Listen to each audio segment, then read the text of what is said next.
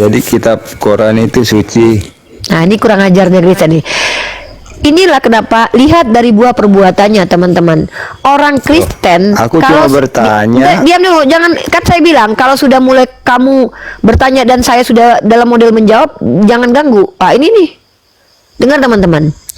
Jangan terpancing teman-teman Islam. Kita tidak perlu marah ketika dia mengatakan Al-Quran adalah Quran. Ya, karena Kristen tidak bisa bedakan firman Tuhan sama karangan manusia. Bukan kita, kalau kita bisa. Kenapa dia tidak bisa membedakan Quran dan Al-Quran? Karena kitabnya kan sama setara Quran, bahkan lebih rendah. Ketika menurut pandangan orang Yesus anak ini, anak itu, itu perkataan Tuhan itu katanya. Padahal itu informasi dari orang yang tidak jelas. Bahkan Quran pun levelnya lebih tinggi dari Bible, karena Quran tahu siapa narasumbernya. Menurut pendapat Unirifa, jelas Unirifa. Giliran Bible ditanya siapa yang berkata menurut anggapan orang Yesus itu anak Daud, anak ini, siapa orangnya? Udah kehilangan informasi kita. Bertanya nggak dijawab.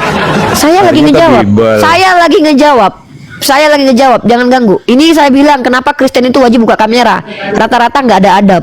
Ketika kita menjelaskan, mengajarkan mereka terganggu dengan penjelasan kita. Ya, tolonglah kalian itu, kalau Kristen kan punya Tuhan. Terganggu. Kalau kau punya Tuhan.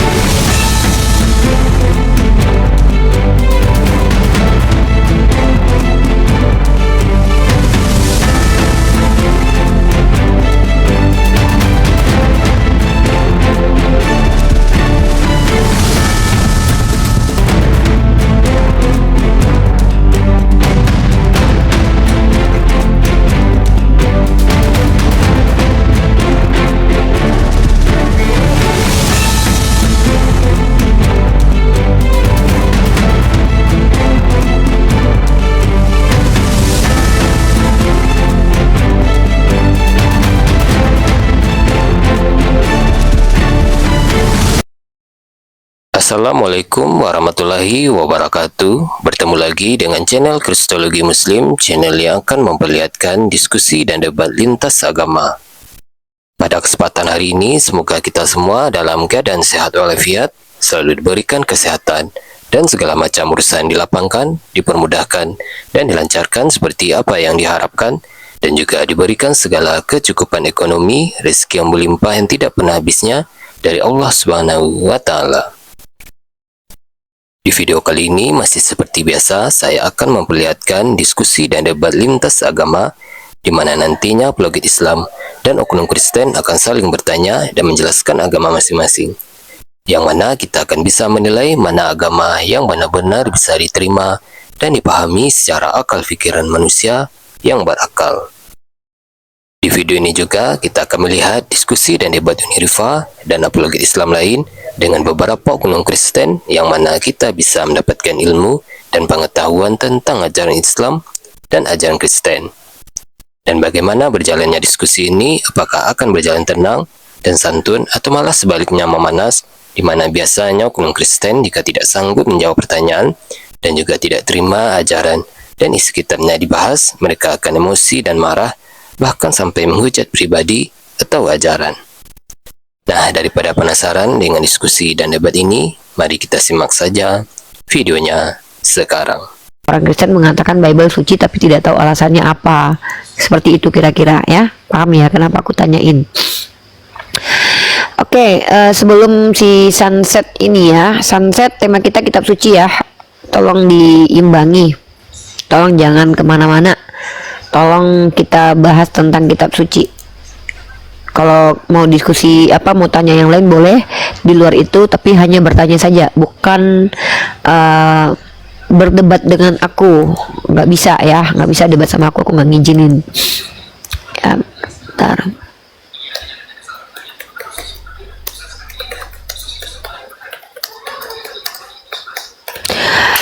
Ya, halo Sunset. Halo. Sunset ini Kristen Ya, ya. Kamu bisa buka kamera nggak, Sunset? Belum bisa. Eh, Belum bisa kenapa? Belum berani buka kamera atau memang secara aturan TikTok nggak bisa? Iya, secara aturan TikTok belum bisa, gitu aja. Kenapa kok berapa pengikut kamu sebenarnya? Jumlah pengikutnya Ya, berapa?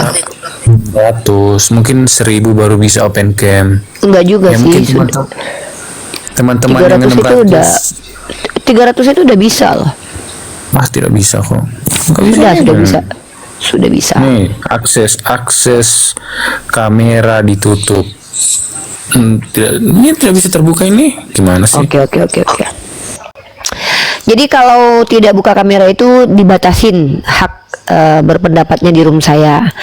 Hanya bisa bertanya saja dan tidak bisa menyanggah, tidak bisa membantah, tidak diizinkan membantah karena saya tidak mau berdebat dengan ketidaktahuan kalian, ya. Itu buang waktu dan sia-sia belaka.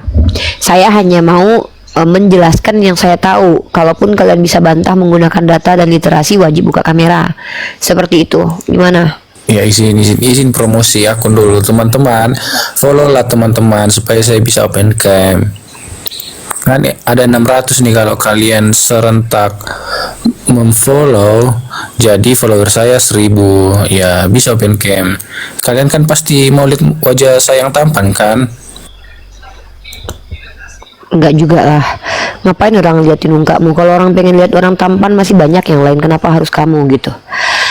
Nah, nggak usah terlalu NPD lah di room ini.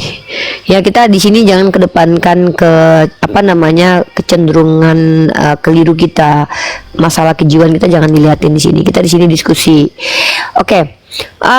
Kita hanya ngizinin dia bertanya teman-teman, dan tema yang harus ditanyakan itu seputar kitab suci. Silakan.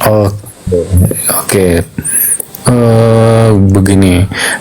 Apa alasannya Mbak Uni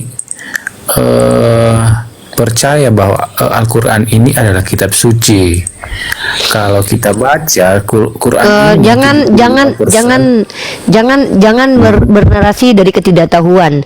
Bertanya saja. Saya tidak peduli dengan pengetahuan kamu, apalagi pengetahuanmu tentang Quran, karena biasanya pengetahuan kalian tentang Quran itu rata-rata kalau nggak fitnah, kalau nggak kesalahpahaman. Jadi saya tidak peduli dengan pengetahuanmu tentang Quran. Saya hanya peduli pertanyaanmu saja, ya. Itu kenapa saya kasih batasan. Kalau kamu bisa buka kamera, bisa tunjukkan data, maka setiap statementmu berarti, sedangkan itu sebuah narasi. Nah, narasi itu harus ada literasinya, kecuali pandangan rasional. Pandangan rasional nggak perlu ada data. Aksioma nggak perlu ada data, ya. Kayak hujan itu turun dari atas, itu nggak perlu ada data, saya nggak minta. Tapi kalau informasi yang kamu dapat tentang agama saya, itu wajib ada data.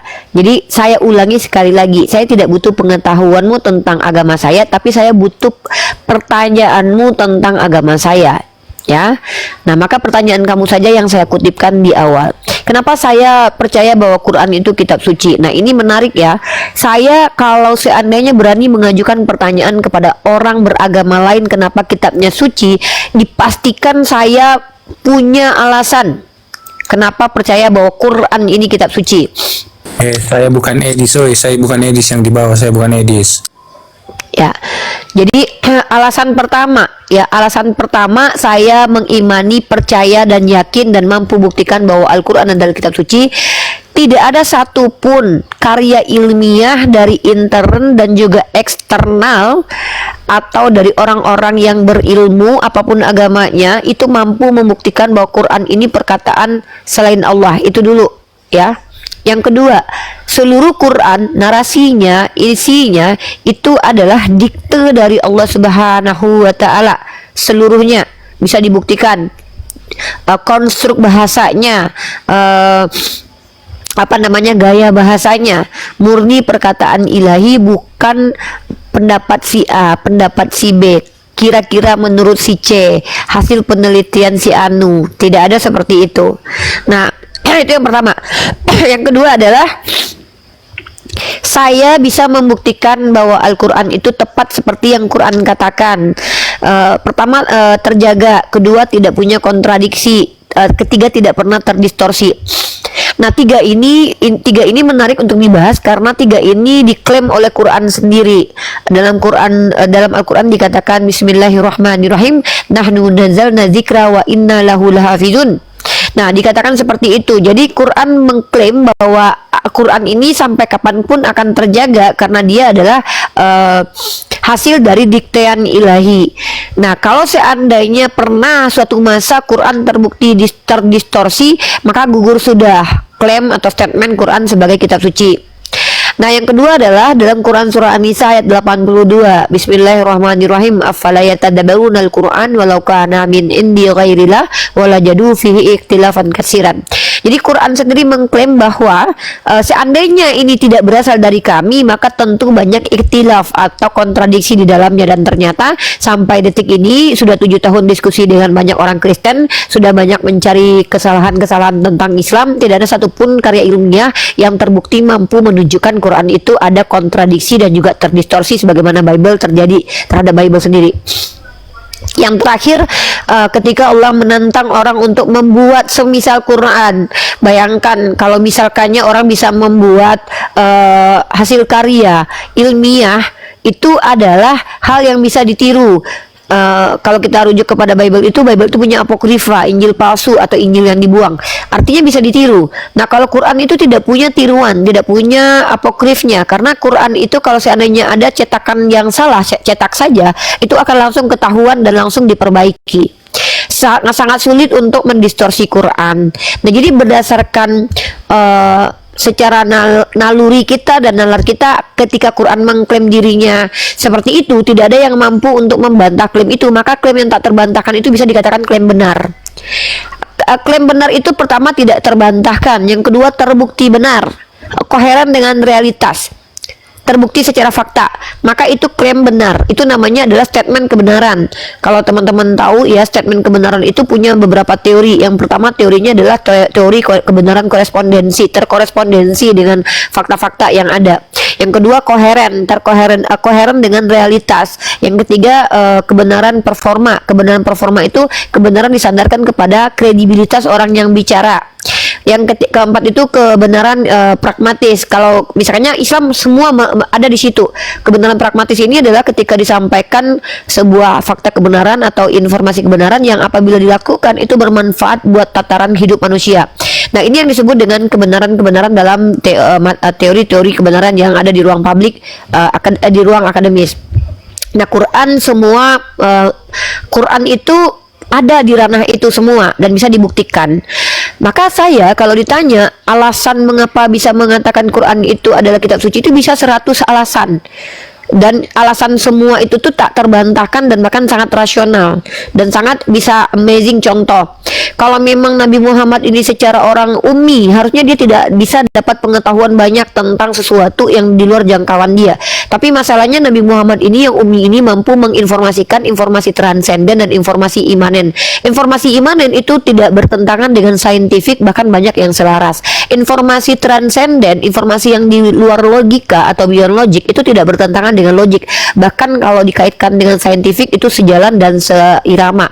Jadi bagaimana mungkin saya bisa menafikan kebenaran Quran sebagai kalam ilahi, sementara saya sendiri bisa menunjukkan bukti-bukti fakta ilmiah bahwa Quran itu merupakan satu-satunya kitab yang tidak pernah bisa disamakan oleh kitab lainnya yang diklaim suci juga gitu. Nah, jadi seperti itu teman-teman ya. Saya punya alasan-alasan yang sangat ilmiah. Dan bukan cuma sekedar rasional, ilmiah, empirik, bukan hanya sekedar itu, bahkan sangat-sangat spiritualitas. Contoh, kalau kita bicara tentang spiritual ya, Quran ini adalah satu-satunya kitab yang dihafalkan di seluruh dunia oleh bahkan anak-anak usia 3 atau 5 tahun, 7 tahun itu sangat mudah untuk menghafal. Dan kita tahu dalam taksonomi Bloom, urutan sistematika kemampuan manusia yang paling dasar dari manusia itu bisa menghafal ya, bayangkan teman-teman.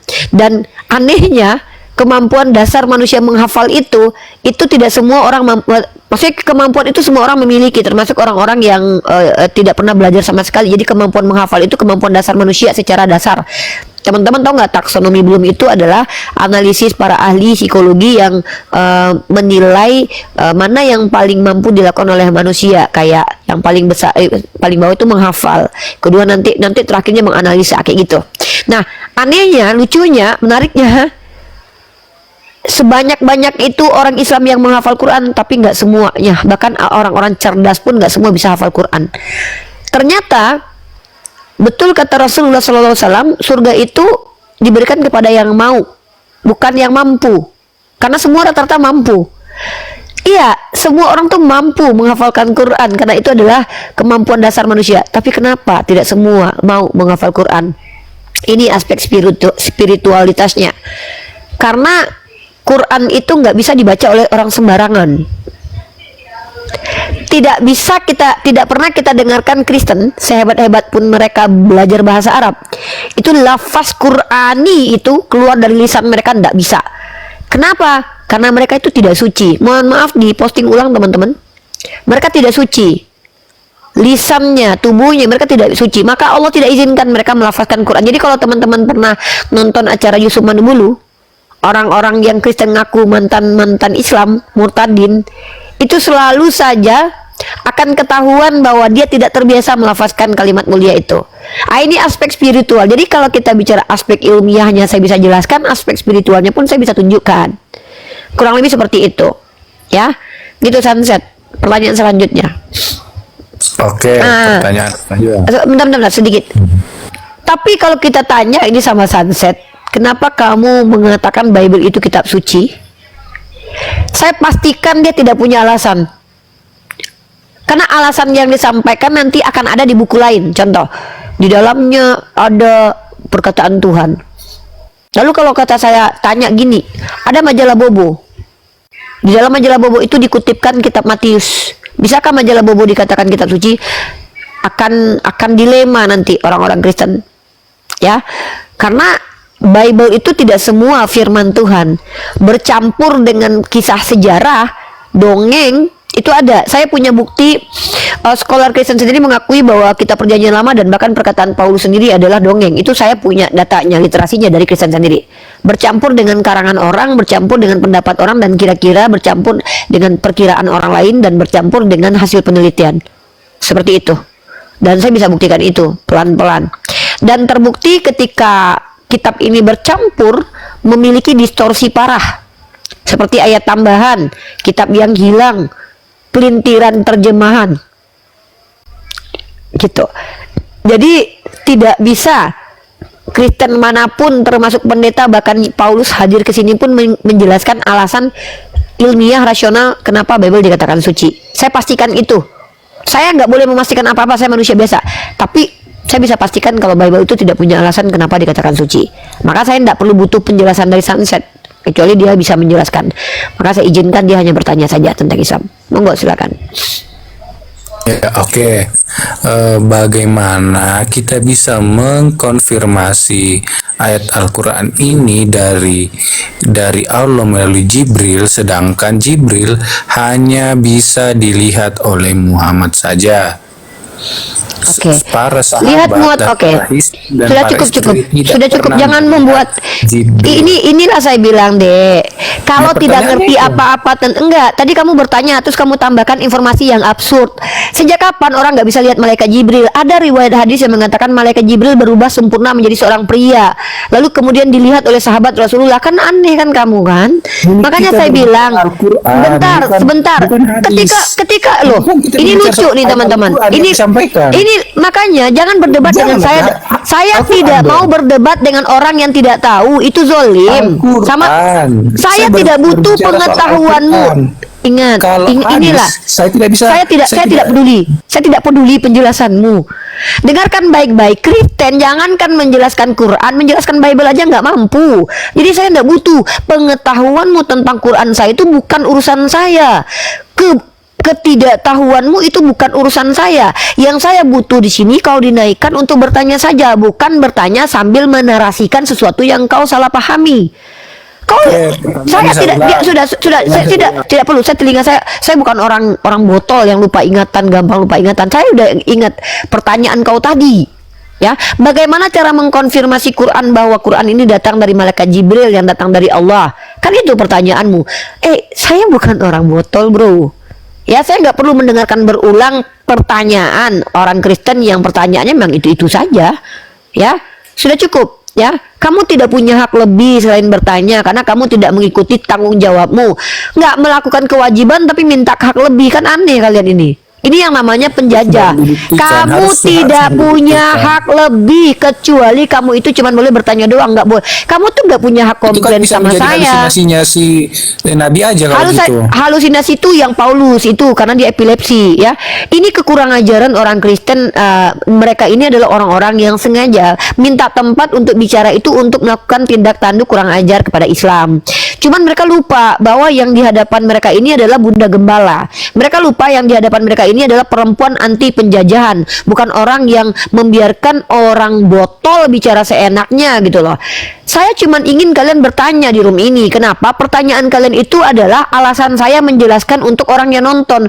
Saya nggak peduli kau botol, kau mau masuk neraka, kau makan minum tua, makan B2 juga nggak ada urusan sama saya. Kau nggak ngerti apa-apa tentang kitabmu juga nggak ada urusan sama saya. Tapi saya hanya butuh pertanyaanmu saja. Makanya kau dibatasi di sini ya, karena kau tidak memenuhi tanggung jawabmu. Kau tidak menjalankan kewajiban tapi minta hak. Ini oten, terbiasa. Tidak perlu berbuat baik tapi pengen masuk surga. Terbiasa bersikap seperti itu. Itu sama Tuhan kau boleh, sama saya nggak boleh. Kau sama Tuhanmu kau mengintip janda mandi tapi Tuhanmu yang ditombak. Kau tidak perlu berbuat baik tapi kau masuk surga. Itu Tuhanmu, bukan saya. Saya punya aturan. Aturan saya adalah penuhi tanggung jawabmu, saya berikan hakmu. Ya, hakmu apa? Hakmu diskusi dengan saya 2 arah, tapi tanggung jawabmu laksanakan. Tanggung jawab kau nggak kerjakan, minta hak lebih pula. Tahu dirilah. Ini nggak tahu diri sekali, udah nggak tahu apa-apa, pengen banyak bicara pula. Saya jawab pertanyaan tadi. Bagaimana cara mengkonfirmasi bahwa Quran ini berasal dari malaikat Jibril? Mari kita bahas secara rasional. Yang namanya malaikat dalam pandangan Islam itu bukan iblis yang nyamar ya. Malaikah adalah entitas makhluk yang diciptakan oleh Allah, hanya memiliki ketundukan kepatuhan kepada Allah Azza wa Jal. Maka tidak mungkin dia berani menyelewengkan isi Quran, kecuali kayak di Kristen ya, tuh malaikatnya bisa berontak. Ya memang bahaya kalau malaikat diberikan tanggung jawab. Jangankan malaikat, nabi aja dalam agama mereka tuh cebol, melakukan tindakan tanduk yang tidak benar. Jadi dalam Kristen itu tidak ada yang bisa dipercaya. Makanya Tuhannya turun tangan. Kenapa? Manusia diutus nggak bisa dipercaya. Malaikat diutus nggak bisa dipercaya. Karena Tuhan yang ngutus makhluk nggak ada yang bisa dipercaya. Tuhannya turun langsung. Ya, ini konsep di Kristen. Tapi di Islam Allah menciptakan malaikah yang bertanggung jawab dan sangat tunduk patuh kepada Allah, tidak memiliki kecenderungan mengingkari kecuali diizinkan oleh Allah. Ini Islam nih. Maka bagaimana cara kita menilai informasi yang diberikan kepada Nabi ini adalah datang dari Allah Tuhan yang benar? Lihat matanya. Lihat matanya. Mana ada ajaran setan mengajarkan apa? Mengajarkan untuk bersedekah, bagi hartamu kepada orang lain. Mana ada ajaran setan mengajarkan nikahi perempuan budak, perbaiki daripada kau menzolimi anak yatim, lebih baik kau nikahi orang yang kau sukai, dibatasi. Mana ada ajaran setan itu? Ajaran setan itu menjanjikan kesenangan tanpa perlu berbuat baik. Itu tuh. Iblis itu senang menjanjikan, tenang aja, kau nggak perlu berbuat baik karena kau sudah ditebus. Percaya aja kau Tuhan kau mati dikutuk. Ini tidak ada ceritanya matan dalam Quran itu apabila diterapkan seluruh aturan-aturannya merugikan penganutnya dan merugikan orang lain. Tapi ada kitab yang dianggap suci, diperintahkan kalau kau mau diperkodok jangan kau lawan. Hanya iblis yang menginginkan manusia itu menderita. Tapi Bible mengajarkan apa? Jangan melawan penjahat. Kenapa? Karena ajaran agama ini ajaran yang sangat-sangat toleransi terhadap tindak tanduk kejahatan. Dan yang bisa berdamai dengan kejahatan itu diantaranya ya iblis. Nggak ada Tuhan berdamai dengan kejahatan. Kalau Tuhan berdamai dengan kejahatan, ngapain dia ciptakan surga dan neraka? Hanya Tuhannya Oten yang berdamai dengan kejahatan. Ya, hanya Tuhannya umat Kristen yang berdamai dengan kejahatan. Tuhannya Bani Israel nggak berdamai dengan kejahatan. Faktanya dia buat surga dan neraka. Dengan menciptakan surga dan neraka itu Tuhan sudah menunjukkan bahwa dia tidak berdamai dengan kejahatan ya. Tapi Tapi ada Tuhan kemudian muncul, ya sudahlah damai aja lah, aku yang mati buat kalian, damai kalian mah, krema bo aman masuk surga, bersundal aman masuk surga. Ada Tuhan begitu? Nggak ada. Ini bukan Tuhan, ini setan. Hanya setan yang berdamai dengan kejahatan. Hanya setan, hanya iblis, hanya si iblis yang membenarkan perbuatan jahat. Iya, tenang aja bro, kan aku yang mengutus anak aku biar mati, itu yang salib nebus kalian, itu kehendak aku. Yesus bilang apa? Yang menginginkan kematiannya itu bapaknya iblis. Lalu ditanya sama Oten, siapa yang menginginkan kematian Yesus? Bapak kami yang di surga, katanya. Itu kenapa sudah mulai ada gejolak di internal Kristen sendiri, di antara Edis dan anak katak mengatakan bahwa nggak mungkin ya, tidak mungkin ya bapakku menginginkan kematian Tuhan anaknya, karena kan begitu besar kasih Allah, tombaklah dia, nggak ada gitu. Tidak ada ceritanya. Inilah dia anakku yang tunggal, kepadanya aku berkenan. Ia berkenan. Bagaimana cara berkenannya Tuhan? Ditombak, guys. Jangan belaga stupid depan saya, karena saya tidak mau. Saya tidak mau ikut-ikutan stupid, maaf. Nah, jadi kita bicara tentang kaidah ilmiah. Kalau saya ditanya, saya punya ratusan alasan kenapa Quran itu bisa dikatakan suci. Saya punya pembuktian banyak kalau Al-Quran itu adalah kebenaran. Ya, bentar ya bro. Bentar dulu ya, sabar. Nah, jadi teman-teman, kalau ingin membuktikan bahwa kitab suci itu ajaran dari Tuhan yang benar, lihat isinya. Ya, kalau ajarannya apabila dilaksanakan merugikan penganutnya dan merugikan orang lain, itu datang dari iblis itu teman-teman. Nggak ada ceritanya dari Tuhan itu, kecuali Tuhannya memang psikopat ya.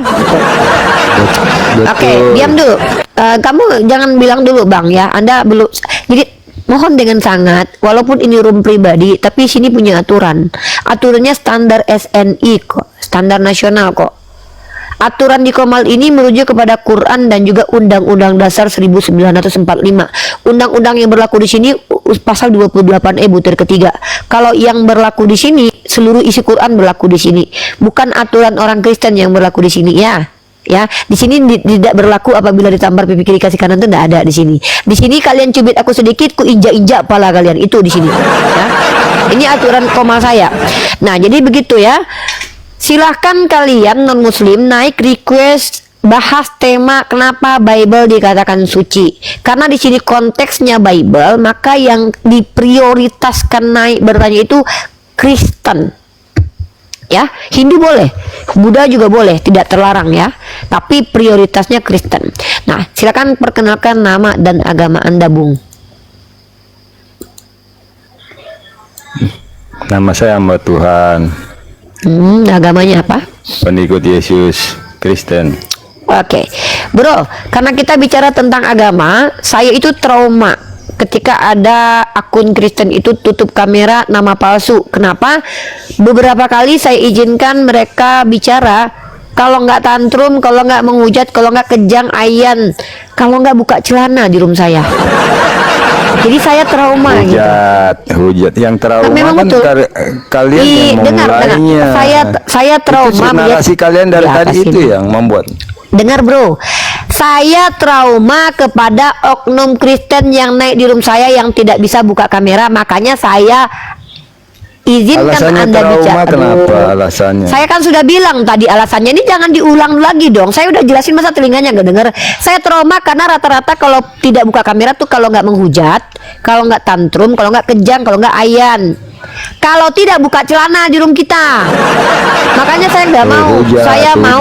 Kok hujat lagi? Siapa yang buka celana? Ini di room Yonatan Nandar, di room Bang Loding. Ada nggak buktinya buka celana sini? Saya punya bukti kalau orang Kristen itu ketika naik di Komal Nandar dan di Komal Pastor Loding itu buka celana. Jadi saya nggak perlu pembuktian sama kamu. Itu traumatis saya. Dan kalau kamu misalkannya ingin diskusi sama saya, buka kameramu. Kalau nggak mau turun, ribet kali hidupmu. Ini room saya kok. Jangan Kalau karena mau satu diskusi, orang Anda menyebut Kristen saya berarti semua. jangan kamu itu Jangan ngajarin gara-gara saya. kamu Mau nama diskusi Islam nggak? tercoreng. Kamu Oh, tercoreng nama Islam. Apa pula urusannya sama nama Islam? Kau ada di room saya. Hidup kau di bawah kuasaku di room ini. Aturan yang berlaku bukan aturan Tuhanmu di sini loh. Aturan Tuhanmu nggak berkenan di room ini loh. Aturan yang berkenan di sini adalah aturan saya. Aturan saya itu sandarannya dua. Kalau bukan Al-Quran dan hadis, kalau bukan undang-undang dasar. Apa kau? Kok kau pula? Saya tidak mau Kristen di sini menunjukkan Kristen aslinya, nggak mau. Udah muak kita. Kita udah capek lihat kelakuan orang Kristen di koma-koma.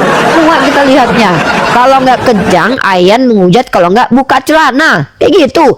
Lah ngapain saya pembuktikan sama kau? Netizen di bawah juga sering melihat itu. Kok nggak apa urusan saya buktikan sama kau? Kau siapa? Kau tamu saya. Tamu di sini tahu diri. Di sini Kristen itu diizinkan naik untuk diberikan hak-haknya. Contoh, hakmu adalah diskusi dua arah dengan saya tentang tema, asal kau bisa buka kamera dan pakai data. Tidak mampu, ya sudah, bertanya saja. Simple kok. Gimana? Kalau mau diskusi dua arah, silakan buka kamera. Maaf bos, followerku baru sedikit, nggak bisa buka kamera. Yaudah, kalau begitu Anda cuma boleh bertanya saja. Tidak boleh membantah, tidak boleh mengganggu ketika Bunda Gembala mengajarkan, dan tidak boleh mengintervensi. Anda tidak punya hak intervensi. Silakan bertanya saja. Siap. Oh, aku boleh bertanya aja. Ya, memang cuman boleh bertanya aja. Kadang bertanya aja kalian nggak bisa loh. Maaf ya, bukan merendahkan kalian nih, tapi memang sering sekali bahkan diizinkan bertanya aja, kadang bertanya aja udah sulit kalian. Kadang harus diajarkan dulu nih bertanya caranya gimana gitu. Silakan bro. Ini tapi mungkin bukan Anda ya. Bertanya sesuai tema atau di luar tema? Diusahakan sesuai tema, karena biasanya kita jarang gitu diskusi pakai tema itu, selalu on point kepada tema. Karena teman-teman Kristen ini kadang ditanya tentang Tuhan, tentang ini biasanya ngebahasnya yang lain gitu ya. Jadi tolong untuk kali ini kita fokus kepada tema, biar kita tuh dapat substansi diskusi yang terarah, informasi yang akademis tentang tema ini gitu ya. Jadi tentang tema ini aja, tentang kitab suci, biar kalian teredukasi, biar saya pun juga on point gitu. Oh, aku bisa tanya tentang kitab suci kalian juga. Memang tentang kitab suci saya, ngapain kamu tanya tentang Bible sama saya? Kan saya Islam, otomatis tanggung jawab saya itu ngejelasin Quran saya. Lah, saya nggak ada urusan dengan Bible kalian. Tapi ketika kalian menjelaskan Bible kalian, hati-hati kalian. Saya nih menguasai isi kitab kalian gitu loh, jangan sembarangan. Makanya kalian tuh cuma diizinkan bertanya saja. Ya memang kalian bertanya tentang Islam, ngapain tanya tentang Bible sama saya bos? Ya Islam dong. Mana ini? Jadi kitab Quran itu suci. Nah ini kurang ajar dari Kristen nih. Inilah kenapa, lihat dari buah perbuatannya teman-teman. Orang Kristen, aku cuma bertanya. Diam dulu, jangan, kan saya bilang kalau sudah mulai kamu bertanya dan saya sudah dalam model menjawab, jangan ganggu. Ini nih, dengar teman-teman. Jangan terpancing teman-teman Islam. Kita tidak perlu marah ketika dia mengatakan Al-Quran adalah Quran. Ya, karena Kristen tidak bisa bedakan firman Tuhan sama karangan manusia. Bukan kita, kalau kita bisa. Kenapa dia tidak bisa membedakan Quran dan Al-Quran? Karena kitabnya kan sama setara Quran, bahkan lebih rendah. Ketika menurut pandangan orang Yesus anak ini, anak itu, itu perkataan Tuhan itu katanya. Padahal itu informasi dari orang yang tidak jelas. Bahkan Quran pun levelnya lebih tinggi dari Bible, karena Quran tahu siapa narasumbernya. Menurut pendapat Unirifa, jelas Unirifa. Giliran Bible ditanya, siapa yang berkata menurut anggapan orang Yesus itu anak Daud, anak ini, siapa orangnya? Udah kehilangan informasi kita. Bertanya nggak dijawab. Saya lagi ngejawab, jangan ganggu. Ini saya bilang kenapa Kristen itu wajib buka kamera. Rata-rata nggak ada adab. Ketika kita menjelaskan, mengajarkan mereka terganggu dengan penjelasan kita. Ya, tolonglah kalian itu kalau Kristen kan punya Tuhan. Terganggu. Kalau kau punya Tuhan dalam diri kau, tenangkan Tuhan dalam diri kau dulu. Jangan saya hati Tuhanmu nanti. Dengarkan baik-baik. Jangan sampai saya memaki Tuhan dalam dirimu nanti, Dek. Kenapa? Ketika saya maki Anda, saya nggak enak. Kenapa? Tuhan dalam dirimu loh. Saya ludahi kamu di sini, Tuhan yang kena loh. Jadi hargai Tuhan dalam dirimu dulu ya. Tenangkan. Saya ulangi. Kenapa orang Kristen ini mengatakan Al-Quran adalah Quran? Fik, tidak bisa bedakan. Mereka jangankan Quran. Aku nggak bertanya. Yang dulu. Saya belum selesai. Nanti pertanyaan selanjutnya kan saya izinkan. Kenapa sih kalian ini susah kali diatur oten? Kayak gini Tuhannya. Pantaslah Tuhan kalian mati buat kalian. Karena kalian nggak bisa diatur. Nggak sanggup Tuhan kalian ngatur kalian. Sekarang saya mengerti nih. Kenapa Tuhan kalian sampai bundir demi kalian. Karena kalian nggak bisa diatur. Nggak sanggup dia. Tuhan kalian aja nggak bisa ngatur kalian loh. Apalagi saya loh ya. Jadi bingung saya lihat kalian ini. Diam dulu. Dengarkan baik-baik. Kita umat Islam tidak boleh marah ketika orang-orang Kristen menghina agama kita dengan mengatakan Al-Quran adalah Quran. Kenapa? Mereka aja nggak bisa bedakan Tuhan dan manusia, firman dan yang berfirman, mati dan kekal, mereka nggak bisa. Jadi kita nggak perlu marah karena mereka kurang cerdas memahami KBBI. Itu ya, mereka nggak ngerti KBBI. Dan kita tidak boleh terpancing amarah. Kita nggak boleh marah kasar tuh nggak boleh. Aduh, ini heran. Pantas Tuhan kalian mati untuk kalian. Nggak sanggup dia menghadapi kalian, nggak bisa diatur. Iya, Tuhan aku pun jadi, aku pun dengar ya. Kalau aku jadi Tuhan kalian, bukan aku yang bundir kalian, ku pijak-pijak palanya, tapi Tuhan kalian memang agak lain. Saking nggak sanggupnya Tuhan kalian menghadapi kalian, minta mati dia, mati dia. Tolonglah ya. Saya belum selesai. Nah, jangan ganggu saya ketika bernarasi, kecuali narasi saya ini menyalahi aturan kode etik beragama dan kode etik undang-undang. Saya tidak merendahkan agama Anda kok. Saya hanya menyampaikan alasan-alasan kemungkinan Quran menjelaskan Bible gimana? Saya tidak kenal Quran. Quran itu bukan kitab suci. Quran itu adalah kabar, lembaran-lembaran yang dituliskan kabar berita. Kenapa kalian nggak bisa bedakan Al-Quran dengan Quran? Nah kan kau punya adab, lidah kau kan nggak cadel kan, sehingga kau bilang koran-koran. Aku lagi ngejelasin, udah diam dulu. Nah jadi teman-teman perhatikan baik-baik. Kita umat Islam, umat rahmatan lil alamin.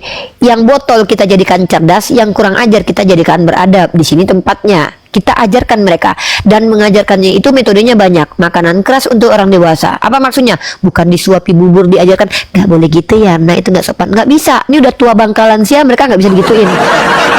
Ikuti cara Yesus ngajarin mereka. Bagaimana cara Yesus mengajarkan mereka? Acak-acak kalau mereka jualan di tempat tuh, acak-acak mereka. Nah gitu. Jadi saya ngikutin standarisasi Yesus. S standar Yesus, SY standar Yesus. Nah, untuk metode mengajarkan oten. Oke, silakan. Apa pertanyaan? Nah, apa pertanyaan? Apakah Al-Quran itu kitab suci? Oh, jelas. Dalil. Bismillahirrahmanirrahim. Zalikal kitabul la raiba fi hudal lil muttaqin. Ini kitab yang tidak ada keraguan daripadanya, sebagai petunjuk bagi orang bertakwa. Itu definisi suci, ngerti nggak? Mana suci? Suci nggak beda lah. Suci definisinya apa suci? Suci itu kudus. Suci kudus. Nah, Quran itu kudus karena berasal dari Tuhan. Ya. Lawan kata dari tidak suci. Diam dulu. Dengar ya. Kalau kita mengatakan Quran kitab suci, itu bahasa Indonesia. Ya, kalau kita merujuk kepada bahasa Quran, Quran itu kalamullah, al-hudan, asyifa, namanya banyak. Kenapa kita gunakan kata kitab suci? Karena kitab suci ini adalah kitab yang berbeda dengan kitab-kitab lainnya, seperti buku porno, ya, jurnal ilmiah, koran, majalah. Itu beda. Maka Quran dikatakan kitab suci bukan karena kitab suci itu adalah bahasa Arab. Ya, tetapi Quran dikatakan suci karena dia punya ciri-ciri yang berbeda dengan kitab buatan manusia manapun. Ya, tidak ada satupun buku yang bisa menandinginya. Sebagaimana bahwa Quran itu adalah kalam ilahi yang bukan berasal dari manusia, tentulah dia kudus dengan segala isinya. Seperti itu. Itu kenapa Quran dikatakan kitab suci, bukan karena tertulis ini kitab suci, bukan. Bukan. Karena kitab suci itu definisinya adalah kitab dari Tuhan. Informasi dari Tuhan gitu. Berarti karanganmu aja bilang suci. Memangnya ada di kitab kau tertulis Bible kitab suci? Memang agak lain Kristen ikut. Lucu teman-teman ya. Kenapa saya bilang orang Kristen ini lucu-lucu teman-teman? Dikiranya Bible itu suci. Oh berarti kitab kau nggak suci? Berarti Bible nggak suci?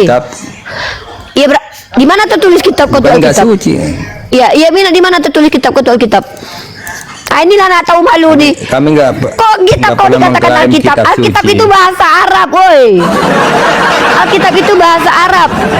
Alkitab itu bahasa Arab. Sejak kapan pula kitab kau disebut Alkitab? Beblos kitab kau. Ini nih nggak Iya. tahu, nggak punya. Betul, Kitabmu betul. itu bukan Aku tidak Alkitab. menyangka. Kitab kau tuh Biblos. Ini orang nggak tahu malu ini. Majang. Ketika tidak ada kata kitab suci di Quranku, kau bilang itu karanganmu. Kau bilang kitab kau Alkitab. Sejak kapan di kitab kau tertulis Alkitab? Sejak kapan kitab kau bahasa Arab? Alkitab itu adalah bahasa Arab. Dari asal kata kataba, yang artinya adalah aturan perintah Tuhan yang diberikan kepada Nabi. Istilah untuk apa yang dikatakan wahyu kepada para Nabi yang kemudian dibukukan. Alkitab itu, ya. Kok bisa pula?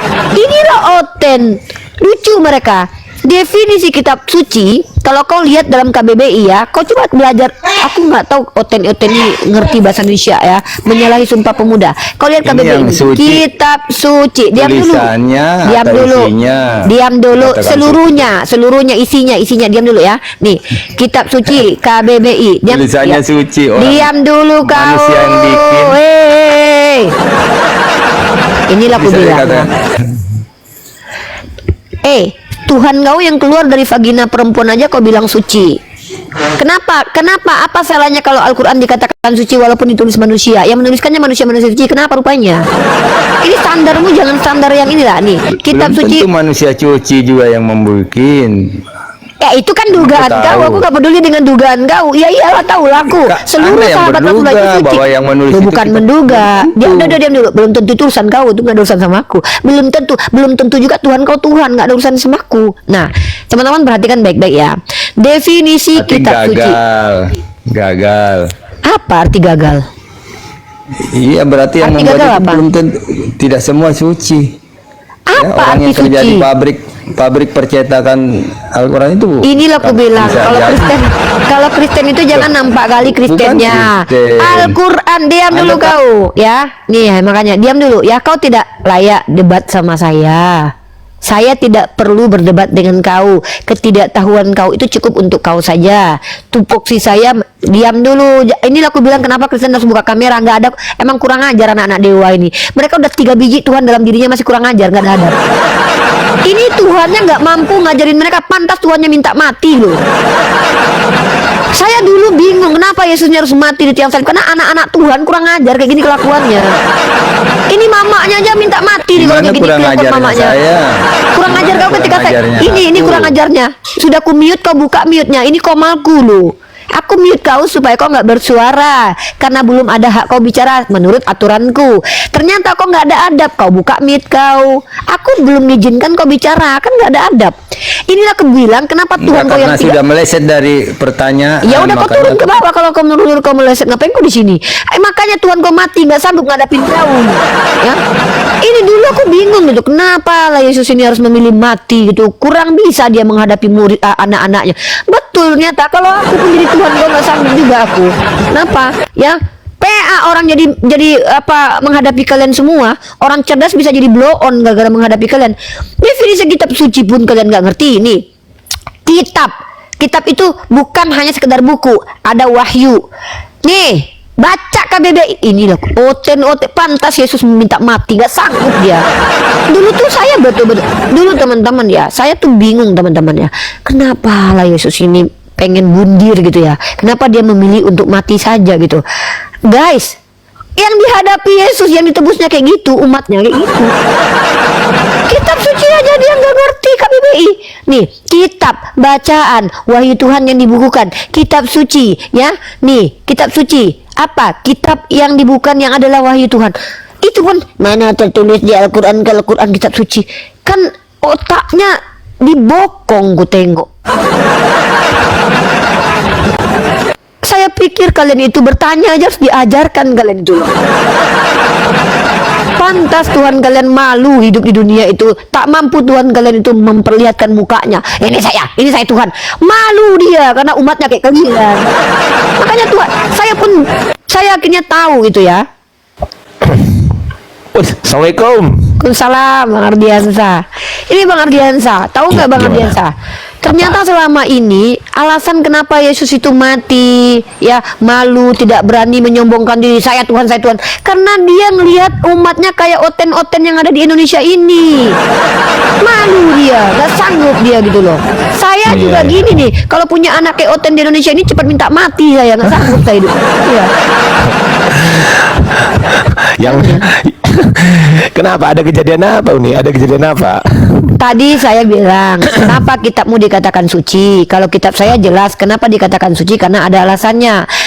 Salah satu alasan kitab di Al-Quran dikatakan suci karena dia kalam ilahi, kan gitu. Betul. Dia bilang, mana tertulis dalam Al-Quran bahwa kitabmu kitab suci? Kan geblek banget. Makasih Pak Muslim. Gebleknya maksimal luar biasa gitu. Bang Ardi terpental. Bang Ardiansa terpental, Bang. Kayaknya signalnya bermasalah. Ngelek Bang Ardiansa. Iya. Antum ngelek Bang Ardi. Oh gitu. Ini masih nge-lag nggak ini? Udah bagus. Oh ya. Nah yang jadi heran juga Uni Rifa, kemarin juga sama kan, si Rudi Yohanes kan diskusinya tentang kitab suci kan sama aku sama Bang Nandar kan. Nah, udah di awal dia ngomong kitab suci itu adalah yang dirubah itu hanya terjemahannya saja, bukan original text. Begitu ditampilkan original text-nya, ngelesnya, di mana aku ngomong kitab suci itu nggak boleh dirubah-rubah. Loh, kalau kitab suci boleh dirubah-rubah, aku bikin kitab suci. Ya kan? Betul. Aku ini nggak ngerti ya, Uni Rifa ya. Gini, coba teman-teman di bawah barangkali paham ya, gimana ya cara jadi bodoh itu ya. Jadi gini, Bang Ardensa. Dulu saya berpikir begini ya, kalau kita berdasarkan Quran kita sudah tahu kenapa oten seperti itu, karena kita berkali-kali Allah bilang khatamallahu ala qulubihim, ya, khatamallahu ala qulubihim. Jadi kita sudah maklum, makanya kita nggak terlalu heboh kalau oten goblok itu, kita nggak terlalu heboh. Cuman saya masih nyari tahu, iya, maksudnya saya mau cari tahu gitu, karena geblek itu adalah hak seluruh umat Kristen ya, itu naturnya mereka. Nah, yang saya bingung ini, kenapa Yesus ini harus mati? Saya baru tahu jawabannya baru sekarang. Loh, bagaimana Yesus ini nggak minta mati? Umatnya kayak gini gitu. Aku tuh bahkan berpikiran begini loh Uni Rifa. Berpikiran begini. Andai kata ya, andai saja Yesus ini pernah bilang, aku bukan Tuhan. Saya yakin tuh, bukannya tuh pasti direvisi. Jadi Tuhan. Oh, arti bukan itu artinya adalah iya, artinya sama seperti Tuhanmu mati. Iya, tapi kekal. Iya, karena dia bangkit. Jadi aku bukan Tuhan. Nah, Yesus di situ Tuhan itu, karena dia mengatakan aku bukan Tuhan, padahal dia sebenarnya Tuhan itu. Kenapa? Ya karena dia Tuhan. Jadi kalau kita tanya, apakah Tuhanmu kekal? Iya, Tuhan saya kekal. Lah Yesus kan pernah mati, kan bangkit, maka kekal. Apakah Yesus Tuhan? Iya. Kenapa? Karena dia adalah firman Tuhan. Berarti dia adalah Tuhan. Iya, karena firman adalah Tuhan. Jadi jadi mungkin alasan inilah yang membuat Yesus tak berani sombong di dunia. Malu dia. Akhirnya dia diejekin, sabar aja, udah sabar aja, umat gua kayak gitu, aman, gua tenang. Gak berani saya. Nggak berani Yesus itu mau nampakkan saya Tuhan ya, saya Tuhan ya. Gimana coba, ngapain lu jadi Tuhan, orang umat lu aja kayak gitu ya kan? Mati aja lah gua katanya. Makanya dia mati. Kalau yang lebih lucu lagi, Uni tahu nggak Zek nih itu kan? Tahu. lucunya minta ampun itu. Asli lucunya minta ampun. Dia emosian sama saya tuh. Ya emosi juga sama saya Uni. Giliran katanya berani nggak dapat offline? Berani, begitu kan, berani. Oke. Ada dua pilihan, Anda saya undang atau saya yang Anda undang. Nggak mau milih dulu. Itu saya tahu itu. Dia kalau ketemu saya itu entah kenapa kayak kesurupan gitu loh. Makanya saya bilang, tolonglah Ten, saya ini nggak pakai tank top, saya ini pakai jilbab. Yang manis ini memang wajah saya, tapi masa kalian birahi lihat saya gitu?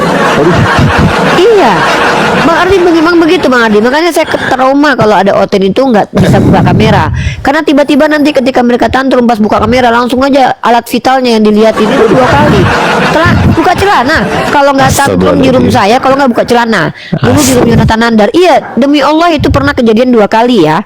Pertama di room Yonatan Nandar. Nyata itu ya? Loh, nyata. Kan waktu di roomnya Nandar ada Oten naik ya kan. Oten naik terus apa gitu. Toto buka celana, itu ada yang banyak yang lihat tuh buka celana. Itu sampai ada itu VT-nya itu ada itu. Terus yang kedua di roomnya Bang Loding, hanya untuk memperlihatkan dia sunat atau enggak dia buka celana. Makanya saya itu agak hati-hati. Ini yang kenapa saya katakan wajar Yesus itu tidak berani sombong di dunia karena ngelihat umatnya kelakuannya kayak gini gitu. Astagfirullah. Malu dia. Ya Allah. Iya. Nauzubillah min dzalik. Nauzubillah min dzalik. Iya, itu Sampai kelakuannya. segitunya. Iya, ini saya kalau bisa mungkin di YouTube saya nggak tahu sudah di ban video itu ya. Ada Kirim-kirim video- nanti nih, aku pengen tahu nih, aku nggak tahu Iya, soalnya. di roomnya nontonan dari itu ada itu. Ntar nih saya kirim gini. Nah di room Pastor Loading ada juga tuh. Ada di VT-nya Bang Loading tuh ada nih. Ntar ya. Iya, iya, iya. Oh, iya tapi teman-teman lihat, tapi aku belum lihat teman-teman. Aku belum lihat serius. Aku Waduh, belum lihat. waduh ngelihat itu sial 3 tahun kayaknya kita. Soalnya apa namanya? Soalnya bayangkan risolbasi yang mau kita lihat. Parah kali.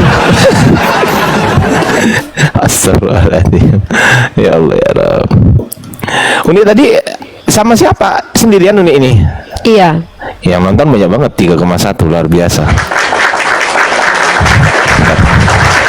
Ya, ada itu nanti coba saya cari lagi ada Nanti video dikirim aja saya ya, Uni. short video itu saya jadikan video itu ada di Iya. di Riva MOW itu. Aku sebenarnya hari ini mau diskusi sama si Davis ini. Udah janjian kan Davis itulah. Pokoknya Davis lah tulisannya ya kan. Sampai sekarang linknya belum dikirim ya. Aku suruh gini. Ya udahlah, kau buka Komal, saya masuk ke Komalmu, atau saya buka Komal, kau masuk ke Komal saya. Mustahil mereka berani ke sini gitu loh. Iya. Mustahil. Gini Bang Ardian saya. Kenapa saudara-saudara kita, bukan saudara lah ya. Kenapa oten-oten di Indonesia ini tuh sulit untuk diajak diskusi ilmiah? Mereka Ya, ngejelasin Ivo, halo Ivo. mereka ngejelasin agamanya aja itu nggak ilmiah. Dan mereka niatnya itu bukan memang ngejelasin agamanya, tapi untuk menghujat ya agama kita. Ya. Nah, sementara beda dengan kita nih. Kita yang dituduh menghujat aja, yang dituduh hujatan ke kita aja itu kita sampaikan pakai data loh, apalagi ngejelasin agama kita. Nah, sementara Iya. mereka nggak imbang. Jadi wajar mereka itu cuma minta waktu untuk menghujat agama kita. Nah, jadi sulit untuk secara ilmiah tuh kayak tidak ada lagi tradisi ada moderator, ada timer. Karena dulu pernah dilakukan itu ketika Oten masih percaya diri dengan agamanya dulu ya. Mereka lakukan itu babak belur depan kita semua, babak belur. Iya. Apalagi kalau sudah pakai timer sama moderator. Dan herannya Uni, bukan heran sih, ya bikin kita ternganga gitu kan. Ternyata tiga-tiganya itu waktu itu ada Elia Moran juga. Elia Moran terdiam loh. Bayangkan ini, ya kan? Iya. Yang sesi pertama kan Elia Moran terdiam teman-teman. Terdiam, dikuasai sama Jack Cita. Jack Cita ditanya juga nggak bisa jawab. Iya. Nah jadi begitu ya, sehebat-hebat apapun pendeta Kristen, kalau tidak fit, kalau untuk nyerang Islam ya, nyerang Islam itu cuma 3 kuncinya. Kalau bukan fitnah, kalau bukan dusta, Framing. kalau bukan framing, 3 itu aja. Kalau Islam beda, semua tuduhan Islam itu kalau bukan eksplisit di kitabnya, kalau bukan doktrinnya gitu loh, keyakinannya emang begitu. Ini bedanya kita. Makanya ketika kita jangankan menjelaskan agama kita, bahkan saya yang dituduh menghujat ketika mengatakan, oh 1 batang 2 telur, Rifa diadukan ke penjara sama ke polisi sama dosma si jabat. Bahkan itu adalah keyakinan dari pendeta sendiri gitu loh. Dan itu secara realitas sejalan dengan definisi Tritunggal itu. Tidak ada satupun benda di dunia ini kecuali yang disebutkan sama pendeta itu yang betul-betul plek ketipek penjelasannya satu. Itu kata bisa- pendeta itu ya? Itu Iya, kata pendeta. si JJ, saya punya videonya itu. Jadi Oh, plek kata ketiplek itu pendeta. sama. Coba nggak, kalau kita kaji secara esensi, Bang. Nih kita jujur nih. Saya minta satu benda di alam semesta ini yang sebenarnya dihitung satu, tapi tiga bisa dibedakan, terdiri dari tiga bisa dibedakan. Coba sebutkan satu benda di dunia ini. Nggak mau, Cuman itu nggak doang. berani. Nggak berani aku orangnya. Nggak ada lagi, Bang. Nggak ada lagi. Cuman itu Nggak doang. berani Nggak ada lagi. orangnya aku.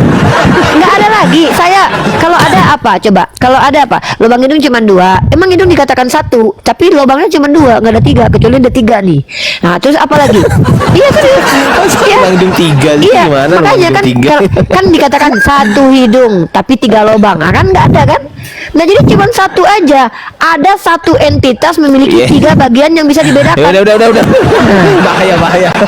Iya, emang bahaya. Nggak, Bahaya memang. Aku kalau gini teman-teman ya, mentalku tidak sekuat mentalnya Uni Rifa. Enggak, Aku karena ya, saya jadi- tidak perlu menyebutkan. Saya cukup teman-teman jawab di dalam hati saja. Mari saya sebutkan Trinitas ini menurut pandangan Kristen. Trinitas itu adalah tiga persona, tiga pribadi atau tiga entitas yang Tres bisa dibedakan. personae una Ya, substantia. tiga bisa dibedakan, tapi dihitung satu, disebut satu, dan dia nggak bisa dipisahin. Tak terpisah loh. Kalau udah dipisah cacat. Nah, hidung bukan ya, matang enggak ya? Hidung Matang nggak ada. enggak ya? Coba minta di alam semesta ini ada benda, dia tuh tiga bagian, bukan tiga bagiannya, tiga pribadi. Kalau tiga tapi nggak ada dihitung sih. satu. Tiga. Dihitung satu, tapi nggak bisa dibedain. Saya minta sama teman-teman deh. Telinga karena- dua, Nggak kaki ada, dua, nggak ada. tangan dua. Dua, matahari lima. jari lima, Kebanyakan. nggak ada, Bang Ardi. Makanya saya berani bertaruh. Tuduhan terhadap saya itu semua ada opininya, ada retorikanya, ada data ilmiahnya, ada pendapat dari orang yang saya kutip. Bahkan itu dikatakan kita penghujat. Tapi Ah. Uni tak ingat nggak kata siapa ya pendeta yang Hendrita. kesembuhan itu? Oh, Rizuli Lubis. Rizuli Lubis. Dia pernah memberikan Tritunggal itu dengan ballpoint, bayangkan coba. Sebenarnya Dengan itu juga ballpoint. dilakukan oleh Bom Bom, ya kan? Bom Bom pernah begini, ya kan? Bom Bom juga. Bom Bom pernah. Sebenarnya, nih ya. Innalillahi. Ini kan Ya Allah. Bom Bom begini. Nah, saya tunjukin lah cak metodologi Bom Bom ya. Nih, mari kita. Ini Tritunggal ala Bom Bom ya teman-teman ya. Nah, ini pena. Iya. Ini pena. Heeh. Ini juga pena. Berapa Ada pena? berapa hakikat? Satu Oh, berapa katanya. hakikat tuh? Tapi pas ditanya berapa pena, gini kan kita bicara tentang bukan keberapaan, tapi kita bicara kebagaimanaan. Ini Tritunggal dalam perspektif Bom Bom itu bahaya bagi para pedagang-pedagang di TikTok atau di Tokopedia. Contoh, Betul. tiba-tiba ya kan, nih yang belanja nih orang Tritunggal nih. Saya jualan. Jual Saya mobil, jualan jual skincare. mobil, skincare aja, mobil. skincare aja yang bisa dicontohin skincare. Nah, ya. Ini skincare. Ini skincare. Iya. Ini juga skincare. Berapa hakikat? Hakikatnya satu skincare. Dibayar satu ini. Hitungnya satu. Satu paket berarti ya kan? Iya. Kalau ortek ini bayarnya satu ini. Bayarnya satu, rugi bandar. Kenapa? Menurut mereka ini satu. Ya iya dong. Lah kita, Bang, ini kan saya berantem nih sama orang Tritunggal nih. Bang, tadi cek kode skincare saya. Ya iyalah. Kenapa bayarnya cuma satu? Kan itu satu hakikat katanya. Nah jadi ya kan tiga kan pribadinya, tapi kan itu satu itu katanya. Rugi kita. Makanya hati-hati kalau yang belanja sama kalian Tritunggal, hati-hati ya. Nih, tapi aku pernah tanya sama Oten nih ya kan. Pernah si Zekni juga pernah aku tanya ya. Bukan Zekni kan Wandas ya kan. Zekni Wandas itu. Siapa ya? Aku lupa ya. Pokoknya Tritung lah. Jadi kalau memang Yesus Bapa, Putra dan Roh Kudus adalah masing-masing pribadi, gitu kan. Ada berapa pribadi? 3 pribadi. Oke, 3 ya kan. 3 pribadi. Terus aku bikin contoh, bisa deh kalau mereka menganalogikan tubuh, jiwa dan roh gitu kan. Tubuh, jiwa dan roh. Aku juga boleh dong analogikan yang lain. Oke, boleh. Nah, Mitsubishi Pajero mobil bukan? Mobil. Nah, Avanza? Ya mobil. BMW? Mobil. Berapa mobil? 3. Pinter. Pinter. Giliran ditanya, Bapak Tuhan? Tuhan. Roh Kudus? Tuhan. Yesus? Tuhan. Berapa Tuhan? 1. Tapi kalau kita pakai analogi itu Bang Ardi, ya analogi tubuh jiwa dan roh itu sama seperti ini nih. Casing, SIM card sama aplikasi. Iya. Ada berapa HP? Ada berapa HP katanya? 1 katanya. Oh iyalah. Ya tapi kan 3 pribadi. Ada SIM card sama casing dan juga aplikasi katanya. Aplikasi Roh Kudus. Repot kita gini nih. Astagfirullahaladzim. Ini analogi dari Tritunggalnya Bambang Nursena ini. Bambang Nursena gitu. Oh gitu. Bambang Nursena itu pakai unsur dia, tubuh, jiwa dan roh. Tapi gini, Uni, berhubung kemarin itu pas waktu aku sama Bang Nandar itu sebenarnya lawannya itu sebenarnya bukan sama Samuel ya, tapi sebelum itu ada informasi si ini yang pernah masuk penjara itu siapa? Gracia Pelo. Gracia Pelo nih. Nah, aku berharap ya teman-teman, teman-teman yang punya kontaknya Gracia Pelo, aku berharap Gracia Pelo kan orangnya Malang tuh. Gak apa-apa aku ke sana. Aku berharap bisa diskusi offline dengan Gracia Pelo membahas tentang kritik tekstual. Dia tanya Quran 1 jam, nggak apa-apa lah. Dia tanya Quran 1 jam, saya tanya Bible 1 jam, nggak apa-apa lah biar adil. Mau saya. Jadi minta tolong disampaikan ya, tolong disampaikan. Tapi menghilang loh, Gracia Pelo jarang saya lihat berupload. Kemarin informasinya Gracia Pelo itu mau diskusi sama kita nih, informasinya. Dari Rudi Yohanes itu. Ya dari Rudi Yohanes. Terus aku nggak tahu kenapa kata Bang Nandar, Bang, si Gracia Pelo mengundurkan diri loh. Kenapa? Kan dia awalnya emang udah tahu temanya itu kritik tekstual, tahu, dan makanya dia mau gitu loh. Makanya Gracia Pelo itu mau. Setelah mau, saya nggak ngerti apa faktor apa yang menyebabkan kok tiba-tiba dibatalin gitu loh. Rata-rata dulu saya masih ingat Elia Morong ya. Elia Meron ini dulu diskusi sama saya itu tentang Trinitas. Terus habis itu saya tantang lagi nih. Nanti kita jumpa lagi ya. Tema kita transmisi kitab suci. Hilang sampai sekarang nggak nampak. Iya. Iya hilang. 3 tahun atau 2 tahun lalu tuh. Iya hilang. Kemarin RK juga. Iya. Diskusi sekarang. Lagi beban dubur sakit, susah duduk. Nah, soalnya kalau diskusi itu kan harus lama duduk. Lah, ini kan kalau diskusi itu kan lama duduk. Ya kan sakit dong. Bang Bool kan sakit. Lah iya. Lah sampean ki piye to? Nek diskusi ki kan yo open cam to. Nek open cam yo ra iso harus ngene iki lho. Lah susah. Iya. Perih no, yo perih kecuali enek lobange ning kursi yo iso ngono. Nek dilobangi yo ra ketok ora apa-apa, ora ketindas, ora ketindihan ngono lho. Nah, terus gini.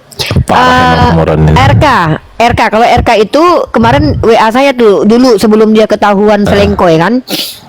Uni Rifa, mari kita debat lagi. Oke, saya minta temanya transmisi kitab suci. Hilang lagi nggak jadi. 2 tahun. Si Joseph Michelin tuh. Joseph Michelin ya. Encep rudal balistik. Encep baper. Namanya tuh ada 3 dari Oten yang hati ya. Jadi Oten sendiri bilang kalau Encep itu ada 3 nama. Encep rudal balistik sama Encep Michelin sama Encep baper. Aku pakai Encep baper aja. Nah, Encep baper ini diajak juga. Udah kita ketemu nanti transmisi kitab suci ya. Dia bilang tuh ada sanadnya di Kristen itu tentang Bible katanya dulu ya kan. Terus saya minta lanjutan lagi kan. Nggak muncul lagi, hilang lagi entah kemana-mana. Aku sebenarnya berkali-kali sini naik ke Encep sana berkali-kali. Aku pengennya emang mau diskusi. Tahu nggak apa yang dikatakan ketika aku naik? Ini lulusan S1 7 tahun nih, 7 tahun. Tiba-tiba begitu aja. Ad hominem ya, 7 tahun. Terus aku bilang begini, 7 tahun ya, coba buktikan kalau saya 7 tahun kuliahnya, gitu kan. Saya suruh buktikan muter-muter. Tahu nggak yang dibawa apa? Ardiansa Arif kuliahnya di Universitas Negeri Malang. Sejak kapan saya kuliah di Malang? Dia memang ad hominem. Dia memang karena ini si Encep ini memang baperan. Dia tuh nggak siap dengan kenyataan. Karena ini orang kalau lubang dubur bermasalah memang sampai ke mental biasanya. Nah, tapi ini secara piye toh? kita Iya, kalau tapi gini loh ya. Orang kalau memang terbiasa lobdurnya itu ada problem, itu akan mempengaruhi kejiwaan, gampang emosi. Ini Bang Ardiansa Iya, kalau gampang emosi marah-marah, emang dia. nanti kalau Bang Ardiansa marah-marah aku curiga loh. Aman tuh loh. Enggak, aku nggak pernah marah-marah. Nah, makanya Nggak pernah, aku nggak yakin, pernah. aku ya lihat Yonatan Nadar, Bang Ardiansa itu aman karena lobdurnya. Saya punya tagar Bang Ardi untuk di publish di seluruh dunia itu. Saya ini sekarang mau bikin program pemerhati dubur ya, karena saya sangat Loh, saya itu membuat sebuah gerakan pemerhati dubur. Karena apa? Saya tidak mau. Ini sebenarnya kaitannya dengan ini terhadap anak-anak kecil ya.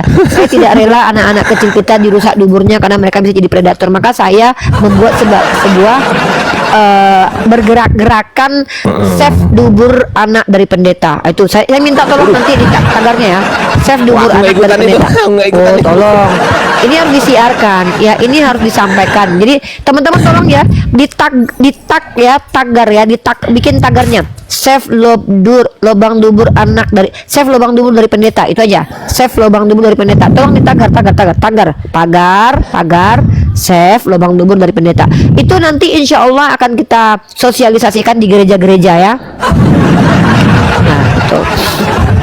Karena ini kekhawatiran saya, keresahan saya aja Bang Ardi. Soalnya korbannya gokil Bang Ardi, gokil, goks gitu. Gitu ya. Ya, Seperti oke. itu. Thank you nih. Ini aku tak ngecek dulu si Siap, siapa siap, di itu nanti. Thank you ya, Ya, mudah-mudahan teman-teman penonton sukses yang di tempat yang di diskusinya. Riva. Terima kasih. Semoga Uni Riva. dapat hikmah pembelajaran dari diskusi itu teman-teman di bawah ya, dari Bang Ardiansa. Tepuk tangan. Thank you ya Uni Riva ya. Makasih ya. Sama-sama. Ini gimana cara turunnya ini? Oh ya, bisa. Oke, saya Oke, putus Assalamualaikum, di sini. Nik. Waalaikumsalam warahmatullahi wabarakatuh. Saya akhiri diskusi dan debat para apologet Islam yang telah memberikan kita ilmu dan pengetahuan tentang ajaran Islam dan ajaran Kristen. Semoga ilmu yang kita dapat dari diskusi dan debat ini dapat membentengi kita dari permutatan yang mana pada saat sekarang banyaknya misionaris mencari muslim yang awam untuk dimurtadkan. Saya akhiri video ini. Terima kasih kepada saudara-saudari muslim semua yang telah mengikuti diskusi ini sampai habis. Sampai ketemu lagi dan nantikan video-video diskusi dan debat apologet Islam selanjutnya. Assalamualaikum warahmatullahi wabarakatuh.